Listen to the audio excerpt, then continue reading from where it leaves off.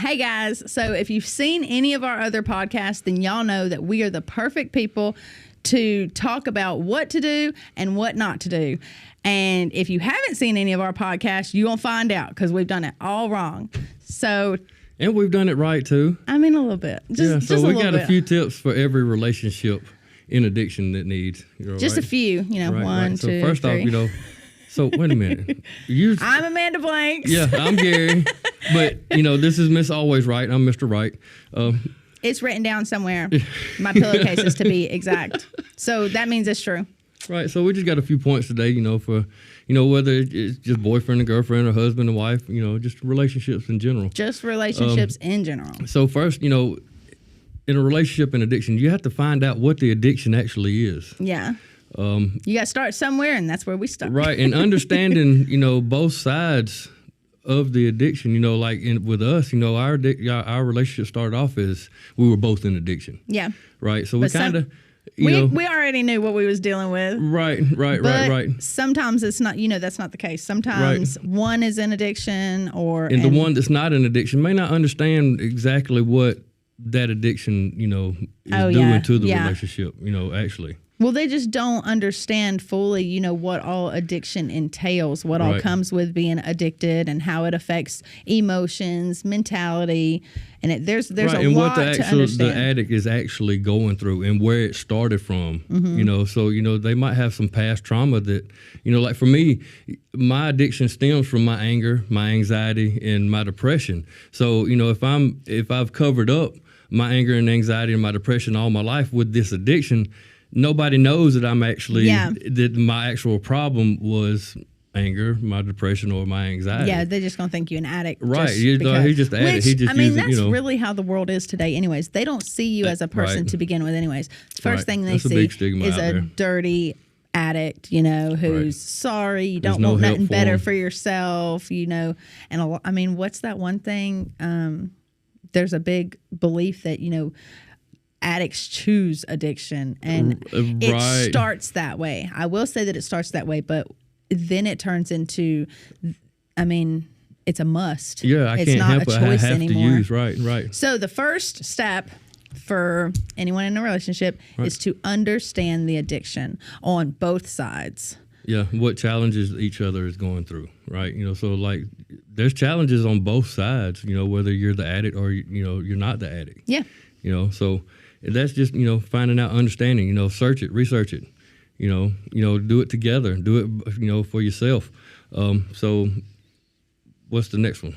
We wrote them down, you guys, so we'll stay on topic. We're really bad about veering off and never coming back. Chasing that rabbit. We're trying to help y'all. Right. So, then there's feelings and emotions, that are going on. It's really important for you and your partner, whether only one of you is in addiction or both. It's really important to sit down and to talk about in detail how you feel and how you've been made to feel, and that it's okay. It's a safe place at that point to talk about, what they did to hurt you or what I did to hurt you. Right, and what the shame and the guilt. Shame, guilt, all of it. That's where you need to talk about all of those things. Right, and then there's going to be fear in this too. I'm scared to talk to him. The addict might be afraid of the DTs. Saying the detox or what's going to happen to me if I don't use or if I can't get a hold of what I need to get a hold of. That and then you're going to be frustrated. There's frustrations in there. The one that's not addicted to anything might be frustrated because they look at it like, what do you mean you can't stop? Well, some people think, well, why can't you just stop? Yeah. And then you're frustrated, and then that's the other one is frustrated. Well, why can't you understand what I'm really going through? Well, that's why it's important to do that first step first. Right.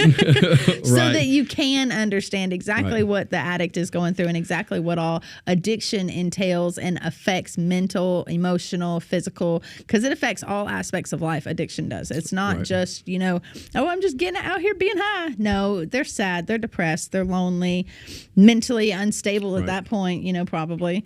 Okay. So now that we've got maybe got to have a little understanding of the addiction and what's going on, and you've talked about your fears and your feelings, actually brought feelings back into the situation. Yeah. Yeah. Because sometimes, y'all know what I'm talking about. Yeah. So sometimes, like I told her, I was like, I don't know why you got your feelings in this. It's just business.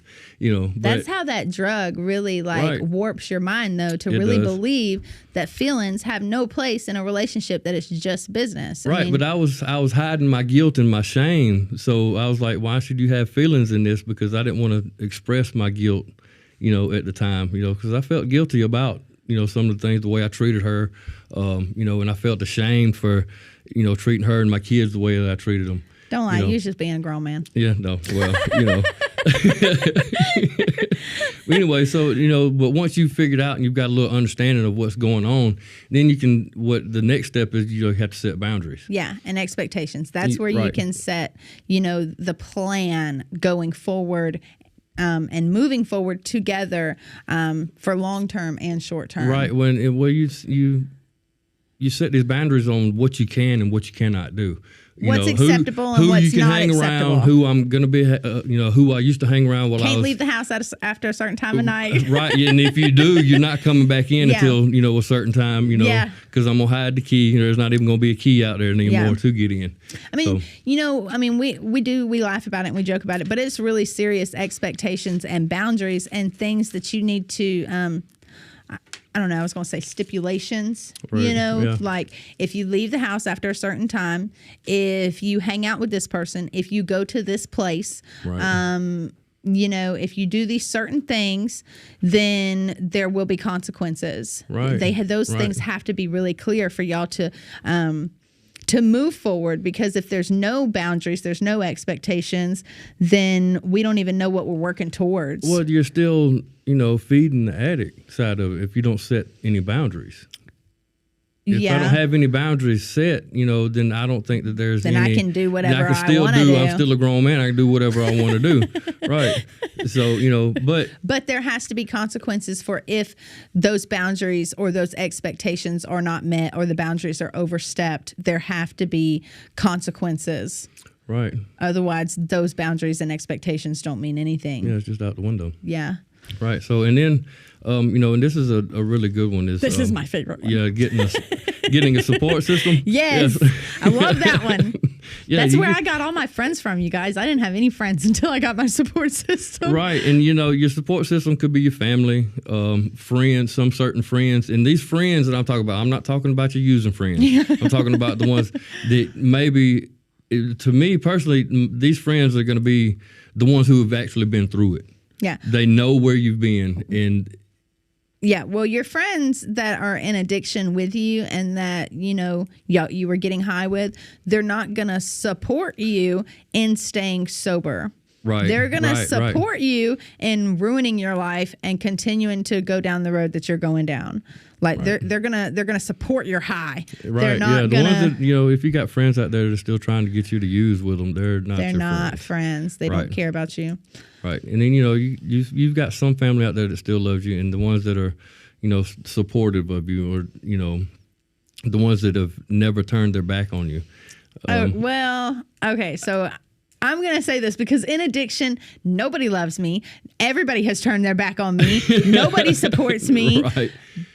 But they shouldn't have. They should not have supported my addiction and my lifestyle. Exactly. They were doing what they were doing what they should have been doing. Safe, They're really. not going to be supportive of you staying in a house with no power and shooting whatever you're shooting. You know what I mean? Like, so I just...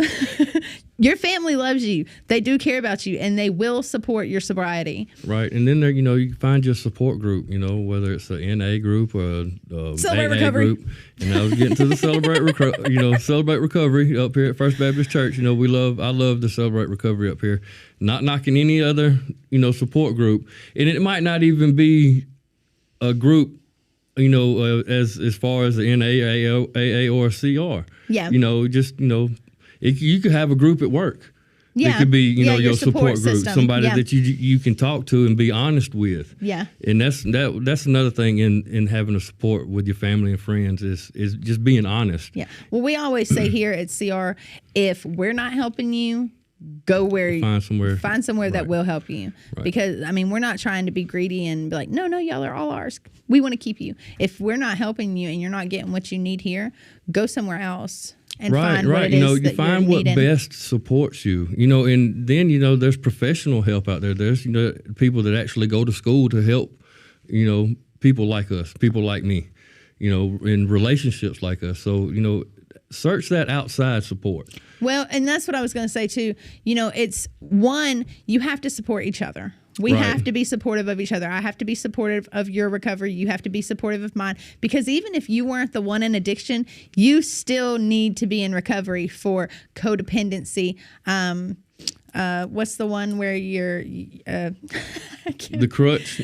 Yeah, like what was it called when you're the enabler? The enabler, right? The one who's enabled. You need help too to find out how not to do those things. Right, being an enabler is actually, maybe you had boundaries set, but you're not holding up to those boundaries. Yeah, you're not. And you're still enabling them to do, to manipulate. Well, you can't stick to your boundaries because it's your son or it's your daughter, it's a loved one of some kind, and it's just. And that's another fear. I'm afraid of losing them if I don't enable them. If I I'm scared I'm going to push them away. Well, I know one of my fears was I'm afraid that if I do push them away or I do stick to these boundaries, that's going to be what puts them in the grave.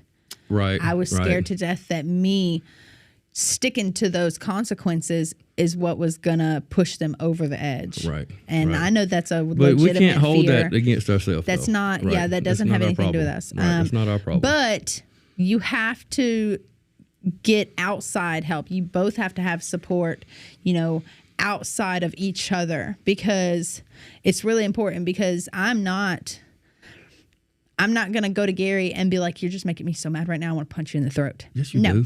I'm good. I mean, but now you do. But I won't get the feedback that I need from him to not punch him in the throat. Right. I get that from my sweet ladies at church. They advise me that that's not the best decision and that it can be handled non-aggressively and in a more, mature way that I can talk through my anger. Well, sometimes though too that we don't. Some things you need to talk to somebody else with instead of talking to your significant other. Yeah. There's might be something going on in my life that I need to talk to somebody about, but I can't talk to my wife about it. Just for instance, if I was out here and I'm having trouble with looking at porn all the time, I'm not going to go to my wife and say, hey, look, I'm having trouble looking at porn. But that is immediately going to be a whole nother fight. But it shouldn't be, in all honesty. No, it shouldn't. It should be, you should feel open and honest to talk to your significant other about anything that's going on in your life. That's why honesty is so important in these steps, being open and honest and feeling safe to talk without judgment. Those are really big. So that's something that y'all really need to talk to each other about and discuss the importance of those things. Yes. Because if you don't, if he doesn't say, that was true, if you didn't feel comfortable enough coming to me and talking to me about that, then we don't have what we need to have. Right, and which we're is not the honesty and the communication. And right, and we'll get to that in just a second. That's a little further down the list, though. Yeah. But the next one is, though, finding out these coping skills. We've got other videos out there, on, coping skills. Yeah. So we have one video of just coping skills, isn't it? Right. Well, it's catchphrases. But catchphrases are coping skills. Right. But find out what triggers you. You talk with each other. You're like, hey, look, this place triggers me. I can't go that way. I can't do that anymore. People, places, things you have to can change, trigger you. Yeah, you have to change people, places, and things, anyways. Red lighters used to trigger me. Yeah, red lighters. I used to. Yeah, well, yours was white lighters, wasn't it? Yeah, because every time I throw it out the window, a red lighter or a white lighter, we get pulled over immediately. It was the same thing with red lighters. It was just a thing that we had, which every time something happened, there was a red lighter or a white lighter there. Yeah. So it was just a whole thing. But find out what triggers you, and your emotions. You find out what triggers your emotions, what triggers your stress. I had stress wrote down twice, you guys. That's what I have to keep in check now. For me is, what triggers my anger. Yeah. Because these are what triggers my anger, what triggers my depression, what triggers my anxiety. That's what led to my addiction ultimately. Yeah. Right. So because you didn't have control. The underlying issue with my emotions you know, is what led to my addiction. Yeah. Whatever triggered your emotions or triggered your anger or triggered your stress is what led you to relapse, to escape those emotions. Right. And, you know, and these have to be, you know, these have to be healthy ways. They have to be a healthy way. You can have bad coping strategies. Right. So, you know, some people might say, well, to keep me from being angry at her, well, I'm going to go play the ding ding machine for a little bit. So now you're just spending money. Ding ding you know, machine. Whether it's, you know, you're spending money either way, whether, you know, I'm, you know, gambling or if I'm, you know, spending it on my addiction. Yeah. You know, I have an addictive personality. Yeah. Anyways. Yeah. So, you know, I'm trying to stay. Anything done excessively can become a bad thing. Right. So you got to make sure. Except for reading your Bible. Yeah. I don't say that. Yeah. That's a good one. But that's a healthy coping skill. You know, go to prayer. Go in prayer. That's one of my coping skills now. A coping skill might be talking to somebody. You know, in your support somebody group. who is not gonna feed your anger or your depression. Who's gonna feed into it. They're gonna, you know, help you see reason and help you stay calm and guide you to more positive ways to deal with it. Not somebody who's just gonna join in the chaos with you. Right. So, you know, and then now that you've, you know, got these triggers figured out, you know, or your cravings, you know, you see what you have cravings for and you have a coping skill for your cravings, you know. That's your relapse prevention, I feel like. Finding healthy coping skills to deal with your triggers, your cravings, your stress, your emotions. That is relapse prevention. Actually understanding what triggers you and what, you know. Yeah. Right. I mean, that's what I think, because those are the main things that cause us to relapse is stress. Well, you know, but your relapse starts in your head anyways. Yeah. You know, so once you figure out, you know, your relapse, you know, you have to have a plan for a relapse prevention. It's not something, you don't just prevent it, you know. You have to have something planned, you know. You have to have a toolbox. Yeah. You know, with these coping skills, because not one coping skill might not work for everything you've got. Yeah. So you have to have a numerous, you know, you have mechanic. To have a whole. Well, that's where your support system, your coping skills, your, you know, the communication skills that you have with each other. Those are all tools that are in your toolbox. All of those are included. Right. And so, you know, I can say that, you know, in almost 6 years of sobriety, haven't relapsed. I haven't even lapsed. Yeah. You know, so there's not, you know, I've relapsed on my anger. You know what I'm saying? Because, you know, I can say that because, you know, I have to have anger management classes now. But that's a whole nother story. Is it a relapse if it never stopped, though? I mean, I'm just saying. Sorry, didn't mean to be so honest. You throw me out there like that. But, you know, she's right, though. You know, is it a relapse if it never even started, if it never even stopped? Yeah, there was never a stopping point. But, you know, like I said, the relapse begins in your head. So if you're thinking about using, stop it. Just let it go. You know what I'm saying? But it's not that easy. You have to have a plan set. If you do relapse, if a relapse was to happen, what are you going to do? Yeah. You know, so am I going to, well, I've sat down and talked to her, okay, well, if I relapse, put me somewhere immediately. Yeah, like send I me was to his say, place. That needs to you know what I'm saying? Like, that needs to be part of your, you know, the long-term goals and the consequences, like what's going to happen if this does occur. Right. And then we'll know where to go, you know, from there. Right. Yeah, if it does happen. Right. And, you know, and that's what, you know, again, and this is the communication comes in. Yeah. A lot of times that is the plan, is to go to some kind of a living, a rehab. I'm in a rehab, but you stay there, you live there. Right. You know, at least a 12-month rehab. Yeah, he's real big on the 12-month, you guys. We have to do that. You know, that's another one. You know, it's moderation. Long-term. You know, moderation or abstinence. You know, and there's a 6-month program. There's no way you can check out our other podcast. There's no way you can fix. I've said it before. There's no way you can fix a 20-year problem with a 3-month or a 6-month program. Yeah, it's not going to happen. You know, but have a plan set in case of a relapse. Yeah, and it's, you know, that both of you feel comfortable with and both of you agree on. You know, plan for the best, but you know, expecting the worst, but planning for the best. Yeah. You know, so plan for if it ever does happen. You know, God forbid that it does happen. A contingency plan. You know, there's a handful of us that can do this and never relapse and never think about. You know, I can't say that we've never thought about it. Oh yeah. You know, I've thought about it many times. Right, you know? and you're going to think about it. And then you rationalize it and you make excuses in your head. Yeah, but it would only be once. Right. I've been sober for so long. Yeah, what's one time going to hurt? No. Don't do it. That one time might kill you because of that fentanyl that's out there. Yeah. So, just saying. But that's where the communication is key. The communication, learn to communicate honestly. Yeah. And effectively and communicate respectfully. And you have to, you know, and being honest, and you have to listen to each other without judgment. Yeah. You know. Well, I mean, we said it a few minutes ago. You know, I mean, if I don't feel comfortable talking to you about how I'm feeling about a situation, or about, you know, or just say that I'm going through some stuff in my head, you know, personally and individually, if I don't feel comfortable with coming to you with those things, then I'm not going to grow. I'm not going to move forward. Or it's going to be a relationship deal breaker. Right. I feel like if we can't communicate with each other and we can't talk to each other openly and feel safe about it, then I mean, it's not going to work. Then we're doing all this for nothing, because communication is the biggest thing in relationships with couples. Right.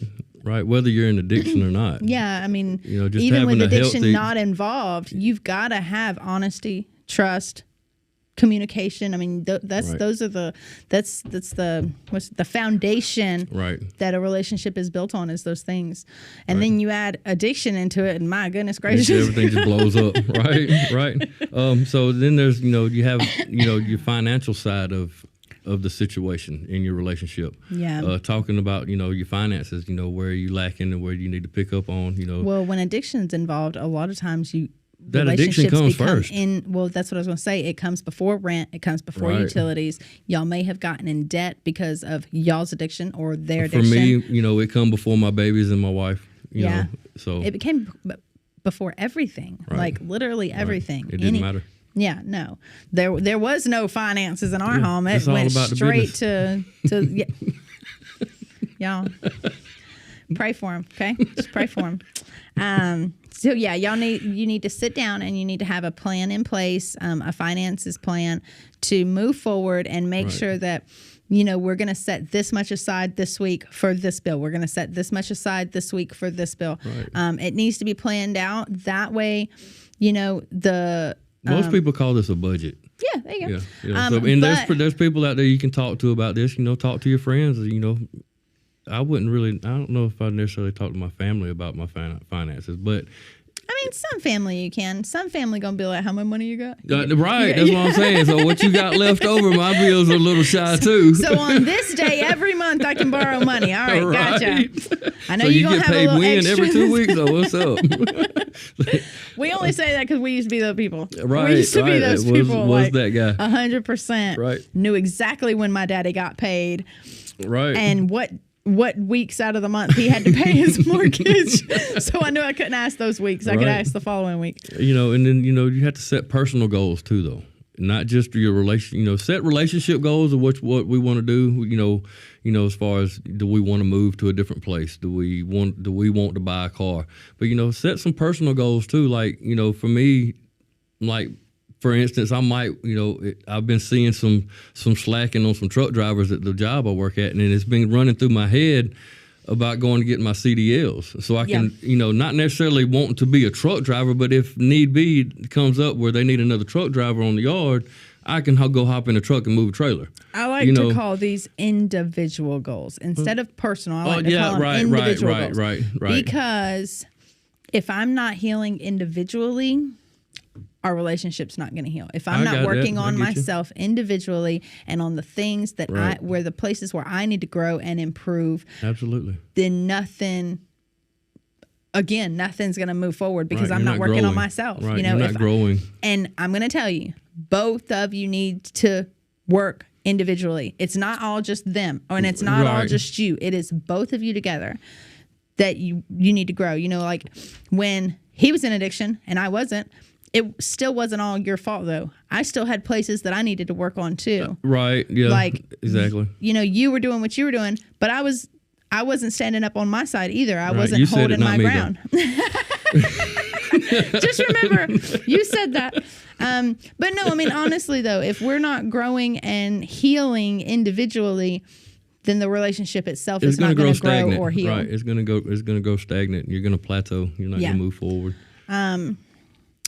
If you do not feel comfortable having, all of these discussions with your significant other, look for marriage counseling. Yeah, counseling. Couples therapy. Right, joint therapy. Some kind of,